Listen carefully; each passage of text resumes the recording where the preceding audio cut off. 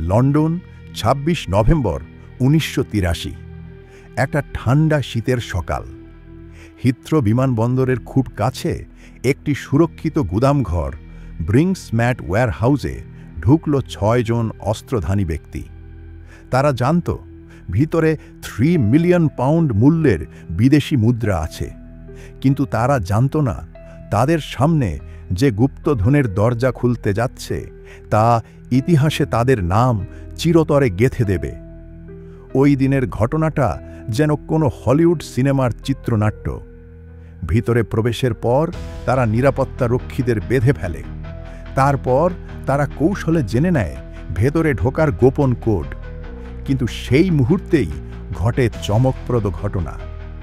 গুদামের ভেতরে তারা পায় ২৬৬টি সোনার বার, যার ওজন ৬ টন এবং মূল্য প্রায় ২৬ মিলিয়ন পাউন্ড, যা বর্তমান বাজার দরে প্রায় ১০০ মিলিয়নেরও বেশি। চোরেরা বুঝে যায় তারা যা ভেবেছিল তার চেয়ে অনেক বেশি কিছু পেয়েছে। তারা সোনা, হীরা এবং নগদ অর্থ মিলিয়ে প্রায় ৩০ মিলিয়ন পাউন্ড নিয়ে সেখান থেকে চম্পট দেয়। এটা ছিল কেবল শুরু। এই ডাকাতির পরপরই ব্রিটেনের ইতিহাসে সবচেয়ে বড় মানি লন্ডারিং চেইন তৈরি হয়। কেননা এত বড় পরিমাণ সোনা খোলা বাজারে বিক্রি করা সহজ ছিল না। সোনাগুলোতে সবগুলোতে ব্রিংসম্যাটের ছাপ ছিল, ফলে তা গলিয়ে ফেলাই ছিল একমাত্র উপায়। চোরেরা সোনা গলাতে শুরু করে। কালো টাকা হয়ে আসে বৈধ সম্পদে। রিয়েল এস্টেট, বৈধ ব্যবসা, এমনকি লন্ডনের অভিজাত এলাকায় বাড়ি কিনতেও ব্যবহৃত হয় এই সোনা লুটের টাকার অংশ। কিন্তু সব অপরাধের মতো এই অপরাধের জন্যেও ধরা পড়ে আসামি। প্রধান অভিযুক্তদের এক এক করে ধরা হয়। এক ব্যক্তি ছিল ব্রায়ান রবিনসন, যিনি ওই ওয়্যারহাউসের ভিতরের লোকের আত্মীয় ছিল। আরও ছিল মাইকেল ম্যাকাহয়, যে ছিল পেশাদার ডাকাত। তাদের শাস্তি হয়, কিন্তু সবাই ধরা পড়ে না।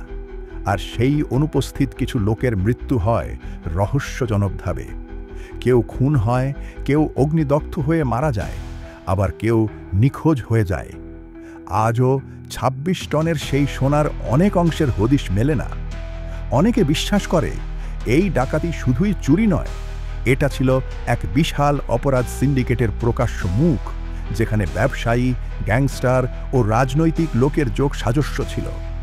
এই ঘটনার প্রভাবে ব্রিটেনে মানি লন্ডারিং ও অর্থনৈতিক অপরাধের বিরুদ্ধে আইন কঠোর করা হয়।